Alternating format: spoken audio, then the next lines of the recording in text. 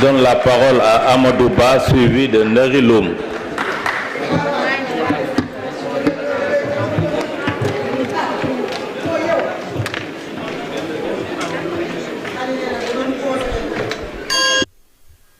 Merci beaucoup, Monsieur le Président. Monsieur le ministre de la Justice,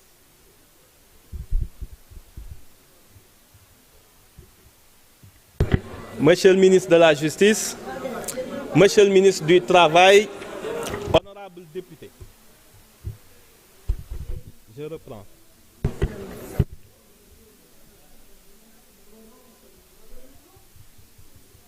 Oh, ça va le faire.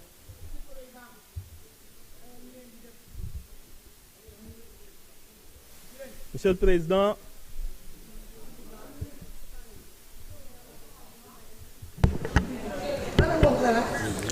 Monsieur le Président, honorables députés, nous avons entendu et écouté attentivement les arguments que vous nous avez servis pour vous opposer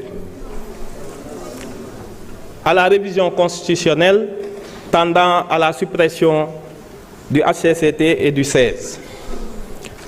Essayons de poser le débat calmement et autrement, au lieu de tirer la conclusion selon laquelle, hâtive, que ce serait un traquenard politique ou un piège électoral. Le HCCT est une anomalie constitutionnelle et vous le savez mieux que moi. Cette institution a été créée pour prendre la place du Sénat qui a été supprimé. C'est un Sénat. Si vous regardez sa composition, c'est la même composition que l'ancien Sénat. Des membres élus au suffrage universel indirect et l'autre groupe nommé par le président de la République. Le Sénat avait pour fonction d'assurer la représentation des collectivités locales. Le HCCT est chargé de donner son avis motivé sur toutes les politiques de décentralisation et de servir d'instance de dialogue des collectivités. Quelle est la différence? Aucune. Et le vice est allé, Monsieur le ministre, jusqu'à donner le même numéro dans la Constitution. Le 66.1 qui était réservé au Sénat, c'est le même 66.1 qui revient au HCCT. Maintenant, la question qui se pose, et c'est de là que dérive l'anomalie. Comment une institution investie du suffrage universel, même indirect, peut se retrouver cantonné à un rôle d'organe consultatif? Il n'a pas de compétence délibérative. C'est une anomalie. Quand on est le corollaire du suffrage universel, c'est de pouvoir délibérer, mais pas de donner un avis et un rapport uniquement destiné au président de la République. C'est de cela qu'il s'agit. Et vous n'avez pas lu l'exposé de motifs de la révision. Il est dit qu'il y a une volonté de pragmatisme institutionnel et une meilleure prise de décision des pouvoirs publics. Tel que décliné, le HCCT et le 16 ne répondent pas à ces exigences. Prenons le caractère antidémocratique. Vous voyez le HCCT et le 16, un organe délibérant dont le président est nommé et révoqué sans préavis par le président de la République. Ce n'est pas normal. Démocratique, lorsque vous gagnez les élections locales, vous avez le maximum de maires et de présidents conseillers. Vous avez les 80 membres déjà du HCCT. En plus de cela, le président se permet de nommer 70 encore. Donc le fait majoritaire tourne à l'absolutisme majoritaire. Ce n'est pas du tout démocratique dans une république. Qui plus est, analysons un peu l'efficacité de HCCT et du 16. Qui peut dire ici une loi qui a été prise, qui a été votée et qui a été inspirée par les travaux du 16 et du Conseil économique et social, malgré tous les problèmes que ce pays a connus?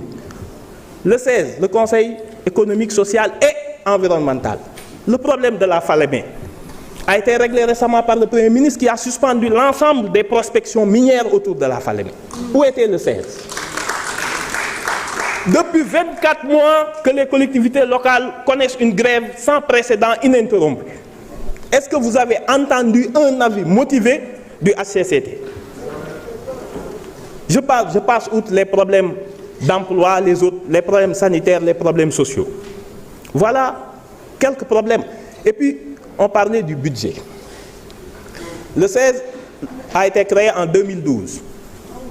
Il a épuisé 82 milliards 735 millions et je passe le reste. Le HCCT a été créé en 2016 avec 66 milliards.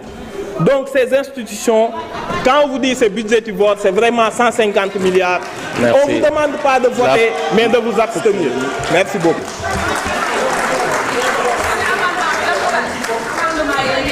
Merci. Nderi-Loum, vous avez la parole, suivi de Marietou Dieng. Merci, Monsieur le Président de l'Assemblée nationale.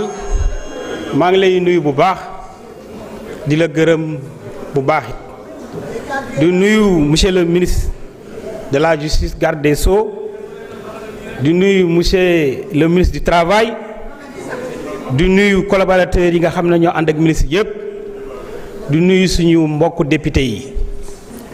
Monsieur le ministre, man dama lay yóbbante rek ci président Diomaye wax boo xam ne daf ko waxoon bi muy def conférence de presse bi ak presse bi moom moo ne man Diomaye Faye, Bassirou Diomaye Faye, pexe indiwul ma jiite Sénégal kon nag duma def benn galgal di ko def ngir jiite Sénégal. mu nekk wax boo xam ne ni wax bu am solo la, na ci bàyyi xel. su loolu weesoo may wax ne projet de loi bi man dama jàpp ne politique la.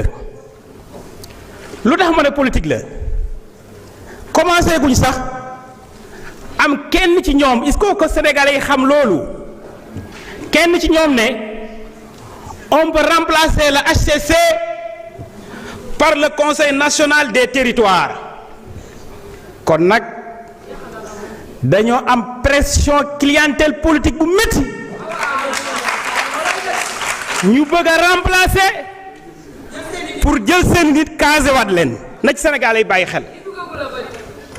may wax ne lan la ñuy yàkkamti ci projet de loi bi am na lu ko jiitu DPG bi loi de finance bi nga xam ne eurobond yu jël yëpp ñu mën ko cee insérer mais nit ñi dañuy xalaat tey ci ban weer la ñu nekk mois de septembre lan la ñuy yaxanal budget conseil économique social nga HCCT jeex na